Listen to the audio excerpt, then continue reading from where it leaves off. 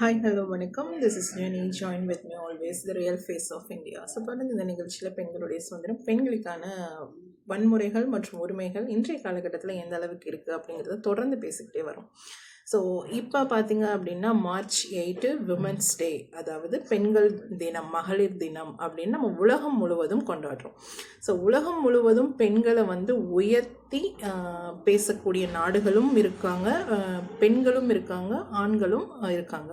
So ஆண்களுடைய உறுதுணை இல்லாமல் பெண்கள் முன்னேற முடியாது அப்படிங்கிறது உண்மைதான்.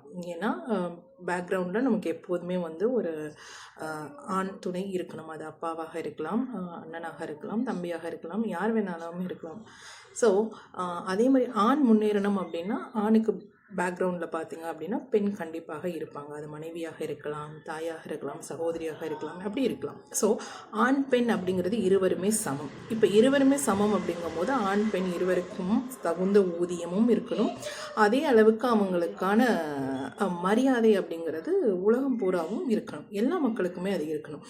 ஏன்னா நம்ம கீழே சாதாரண ஒரு வேலையிலிருந்து பார்க்குறவங்களும் சரி, இல்லை நம்ம வெளியில் போகும்போது என்ன சொல்கிறது, பெண்கள் எல்லா துறைகளிலும் இருக்காங்க. பெண்கள் இல்லாத துறைகள் எதுவுமே கிடையாது. இதில் ஆண் பெண் அப்படிங்கிற போட்டி மனப்பான்மையும் இருக்கக்கூடாது.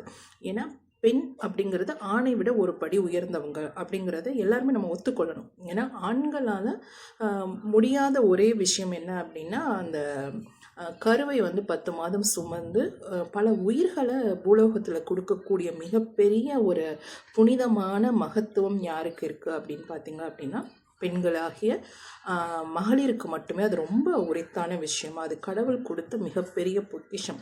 இந்த புனிதத்தை என்னைக்கு நம்ம எல்லாருமே போற்றி பாதுகாக்கிற மாதிரி எல்லா பெண்களுக்குமே உண்டு.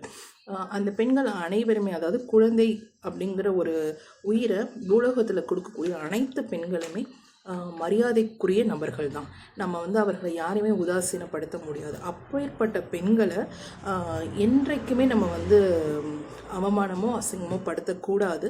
அப்படி தவறுகள் செய்யும்போது நம்ம கொஞ்சம் யோசித்தோம் அப்படின்னா எந்த பெண்களுக்குமே மற்ற நபர்களாலேயோ இல்லை நாடுகளில் நம்ம வசிக்கக்கூடிய நபர்கள் யாராக இருந்தாலுமே இன்னொரு பெண்ணிற்கு துன்பங்களையோ துயரங்களையோ அவமானங்களையோ கண்டிப்பாக ஏற்படுத்த மாட்டோம் அப்படிங்கிறது தான் மகளிர் தினத்துடைய மிகப்பெரிய சிறப்பாக இருக்கும் அப்படின்னு நான் நினைக்கிறேன்.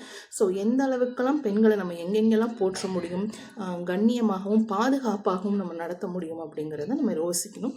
ஸோ முடிந்த அளவுக்கு எல்லா பெண்களுமே வேலைக்கு சென்றாலும் சரி, வேலைக்கு செல்லாமல் இருந்தாலும் சரி, பெண்களுக்கான பாதுகாப்பை நாடுகளிலும் வீடுகளிலும் அளவுக்கு அதிகமாக நம்ம உறுதிப்படுத்தணும். அப்படின்னா அன்றைய தினம் இல்லை, எல்லா தினங்களுமே பெண்களுக்கான மகளிர் தினம் அப்படிங்கிறத நான் உண்மையாக சொல்கிறேன். ஸோ பெண்கள் பெண்ணாய் பிறப்பதற்கு மிகப்பெரிய தவம் செய்திடல் வேண்டும் அப்படின்னு நிறைய கவிஞர்கள், புலவர்கள், பெரிய பெரிய மகான்கள்லாம் சொல்லியிருக்காங்க. ஸோ பெண்ணாய் பிறந்த அனைவருமே ரொம்ப பெருமைப்பட வேண்டிய விஷயம். ஸோ அனைவருக்கும் மகளிர் தின நல்வாழ்த்துக்கள்.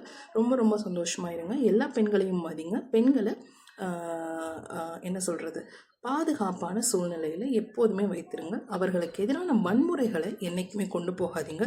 ஆணாதிக்கம் அப்படிங்கிறது ஒன்று கிடையாது, ஏகாதிபத்திய அரசாங்கமும் கிடையாது. ஸோ பெண்கள் இல்லாமல் நாடு இல்லை, பெண்கள் இல்லாமல் ஆண்களும் இல்லை, உலகமும் இல்லை அப்படிங்கிறது தான் உண்மை.